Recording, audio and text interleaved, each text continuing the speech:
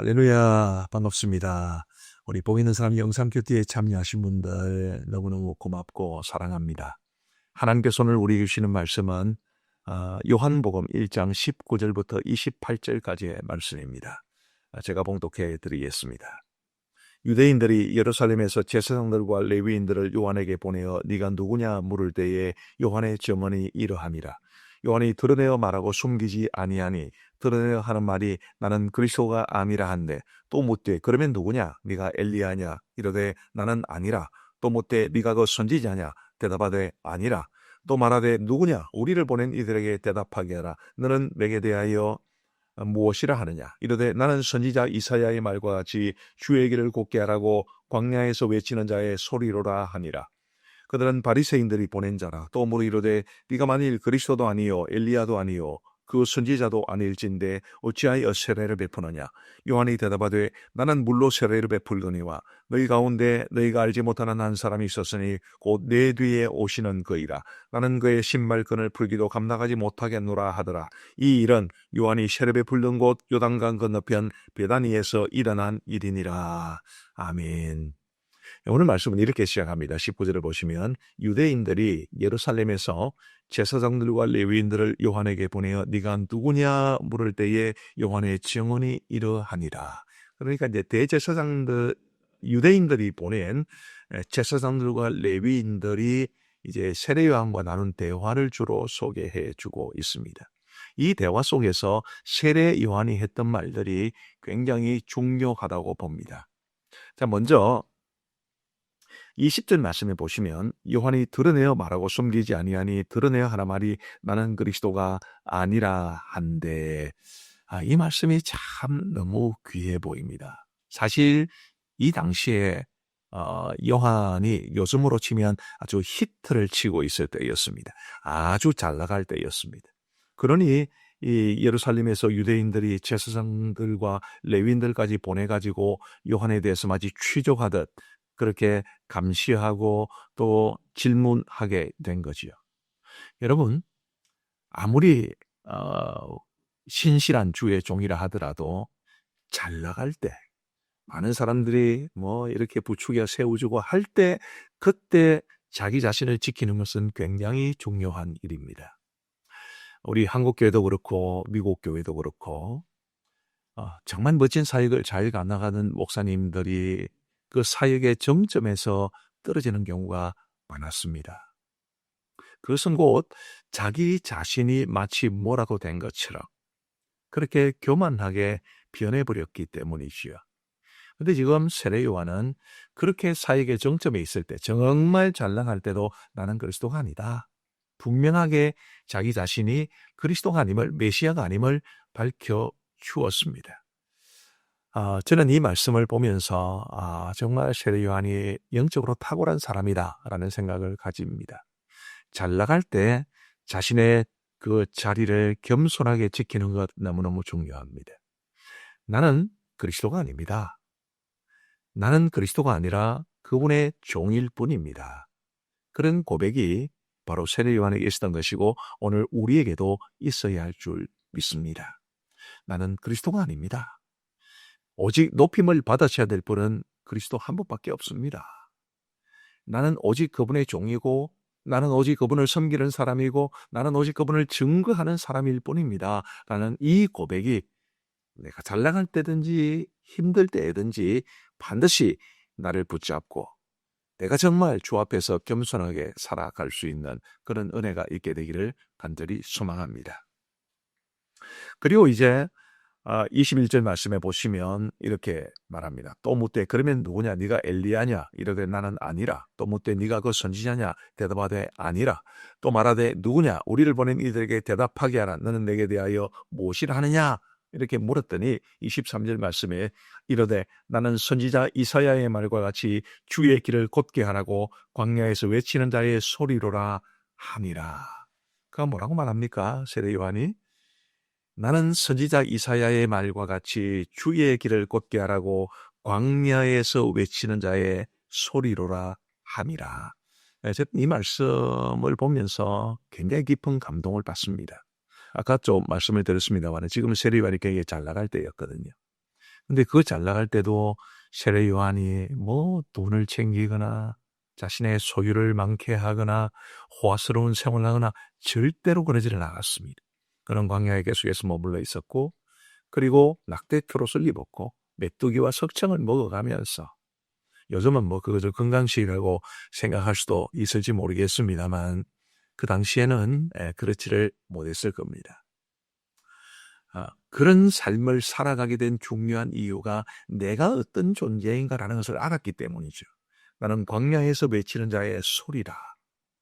그것도 그냥 소리가 아니라 주의 길을 곧게 하라고 광야에서 외치는 자의 소리라. 그렇게 자신이 어떤 사람인 줄을 알았기 때문에 그는 그 광야, 그 즐고 힘들고 건조하고 메마른 그곳에서도 그곳에서 벗어나지 않고 자신에게 주어진 사역을 계속해서 잘 감당할 수 있었던 것입니다. 자, 세례 요한이 자신을 뭐라고 했다고 그랬죠? 나는 선지자 이사야의 말과 같이 주의 길을 곧게 하라고 광야에서 외치는 자의 소리로라 아니라, 주의 길을 곧게 하라는 그 자신에게 주어진 사명이 없었다면 세례 요한도 없었을 겁니다. 저는 이 말씀을 통해서 나는 누구인가라는 질문을 우리도 스스로에게 던져보아야 되는데, 우리 주님과의 관계성 속에서 내가 어떤 사람인가라는 것을 깨달았으면 얼마나 좋겠는가 싶습니다. 세례 요한이 주님 없이는, 주의 길을 곧게 안 하는 건 사명이 없이는 자기 자신이 아무것도 아니라고 생각했을 겁니다. 그것은 저도 마찬가지여야 하고 우리 복 있는 사람 영상큐티에 참여하시는 모든 분들이 다 마찬가지여야 합니다. 저는 지금 목사로 고신종회의 사무총장으로 살아가고 있지만 그런 껍데기들이 중요한 것이 아니라 내가 주님과의 관계 속에서 나는 어떤 사람이며 내가 주님과의 관계 속에서 나는 어떤 사명을 부여받았는가, 그것을 굳게 붙잡고 살아가는 것이 너무너무 중요한 것입니다. 세상에 그 어떤 우리 사회생활을 하시는 분들은 세상에서 다 어떤 타이틀이 있겠죠. 회사 사장님도 있을 것이고 혹은 이 사회에서 전문직으로 그렇게 인정받고 있는 좋은 직업을 가진 분들도 계실 것이고 뭐 주부도 계실 것이고 다양하겠습니다만은, 또 교회 안에서도 받은 직분들 다 다양하겠습니다만은, 그 모든 내게 주어진 타이틀이 주님과 관계에 있는, 정말 나는 이런 사명을 위해서 태어난 사람이고 나는 우리 주님과 이런 관계에 있는 사람이고 라는 그런 분명한 자기 확신, 자신의 정체성을 지키며 살아가는 것이 필요하리라고 봅니다.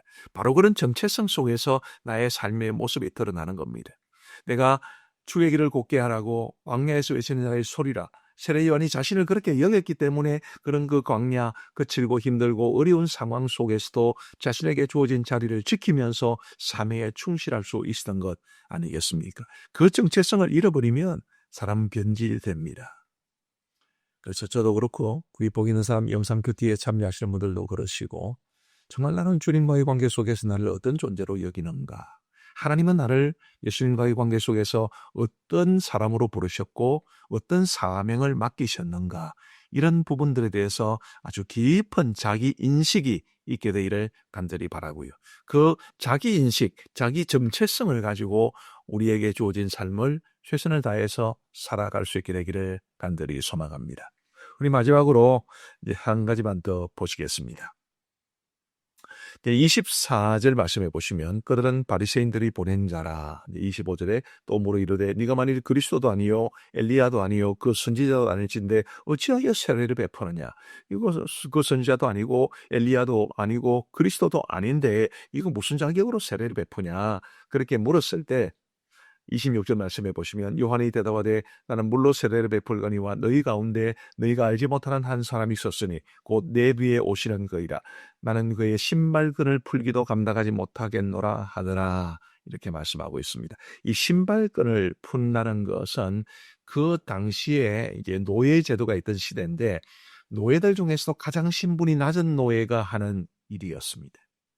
근데 우리 예수님의 노예 만약에 있었다면 그런 모든 노예들 가운데서도 제일 천한 노예보다도 더 못한 노예가 바로 접니다. 세례 요한은 그렇게 고백하고 있는 것입니다. 철저한 자기 겸손이요, 철저한 낮춤입니다.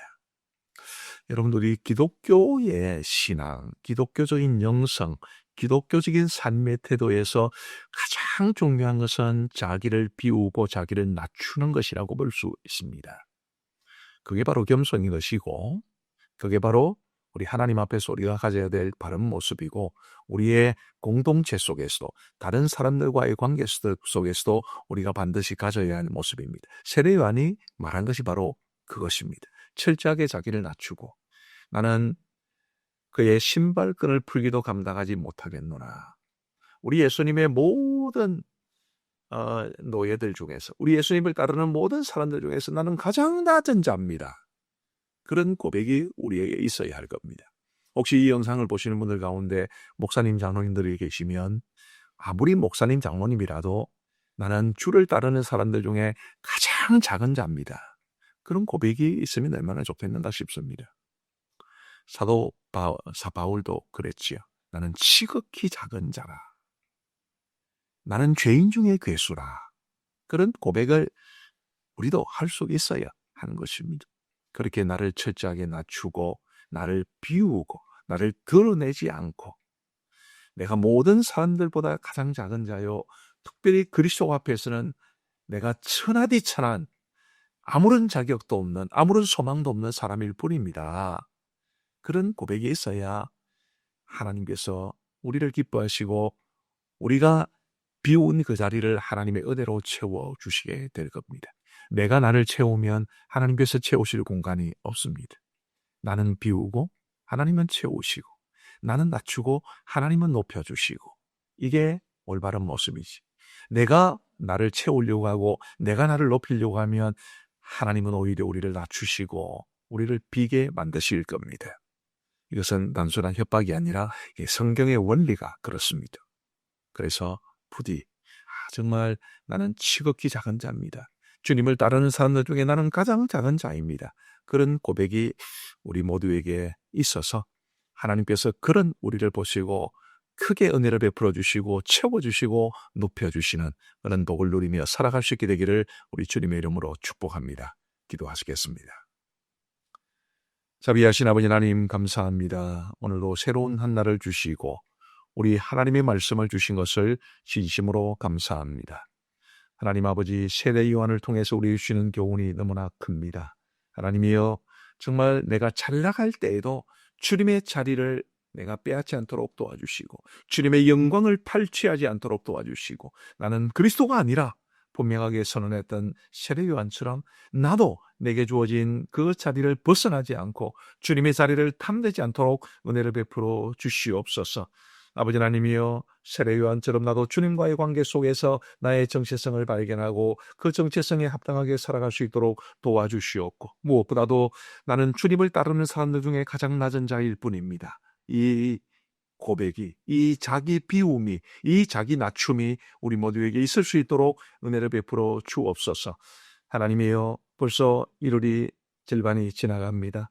하나님이여 새롭게 시작하고 희망차게 맞이했던 2026년도 이제 남은 기간들 더 열심히 살아서 하나님의 기쁨이 되고 하나님께서 복 주시는 모든 우리의 삶이 되기를 간절히 소망하오며 우리 구주 예수 그리스도의 이름으로 기도하옵나이다. 아멘.